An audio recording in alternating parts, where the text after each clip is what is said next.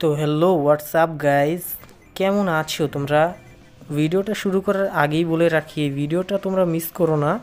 তো আজকের এই ভিডিওতে আমি আলোচনা করব আমাদের সকলের পরিচিত একটা গেম, হিল ক্লাইম্ব রেসিং, এই গেমটা সম্পর্কে। তো এখন আর বেশি দেরি না করে লেটস স্টার্ট ইট।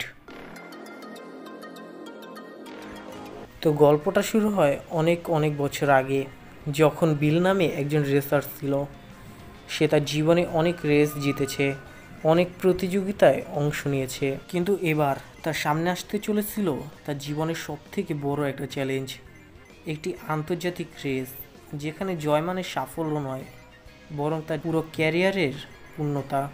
এই রেসের প্রস্তুতি নেওয়ার জন্য সে যায় হাওয়াইয়ের বিখ্যাত মাউনা কিয়া পর্বতের সেই দুর্গম পথে যা সবাই এড়িয়ে চলে। সেখানে একাই সে প্রস্তুতি নেবে, আর তিনি যে গাড়ি নিয়ে যায় তা ছিল তার শুরুর সঙ্গী। সেই গাড়ি নিয়ে সে অনেক রেস জিতেছে। তো বিল তার প্রস্তুতি শুরু করে। সে পাহাড়ের বিপজ্জনক রাস্তা পাড়ি দেওয়ার সময় তার শারীরিক ও মানসিক সক্ষমতা যাচাই করতে চায়। বিল জানতো যে সেই রেসই তার জীবনের সবচেয়ে গুরুত্বপূর্ণ রেস। এই কারণে তার প্রস্তুতিও হতে হবে অনেক নিখুঁত। প্রথমে সব স্বাভাবিক মনে হচ্ছিল। বিল বাঁকা পথে থাকা গর্ত সব অতিক্রম করতে থাকে, কিন্তু একসময় প্রকৃতি তাকে অন্য পথে নিয়ে যায়। বিল এমন একটা পথে চলে যেতে থাকে যেখানে সময়, মধ্যাকর্ষণ আর বাস্তবতা সব হারিয়ে গেছে। বিল এক সময় বুঝতে পারে তার সামনে থাকা পাহাড় শেষ হচ্ছে না। বিল মনে মনে ভাবতে থাকে সে আর আগের পৃথিবীতে নেই। এ যেন এক বিভ্রান্ত দুনিয়া, যে দুনিয়ার ভিতর সে ফেসে গেছে চিরদিনের মতো। তো শেষমেশ অনেক চেষ্টা করে সে পাহাড়ের চূড়ায় পৌঁছায়। তার দেহ এবং মন ছিল অনেক ক্লান্ত, কিন্তু তার চোখে ছিল এক ধরনের অশ্রু।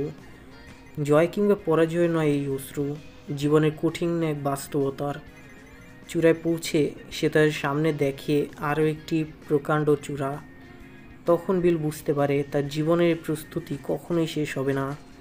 এই চিরন্তন রেসের প্রস্তুতির মধ্যেই তার জীবন আটকে গেছে। তো এটাই ছিল হিল ক্লাইম্ব রেস, এই গেমের একটা ক্রিপিপাস্তা স্টোরি।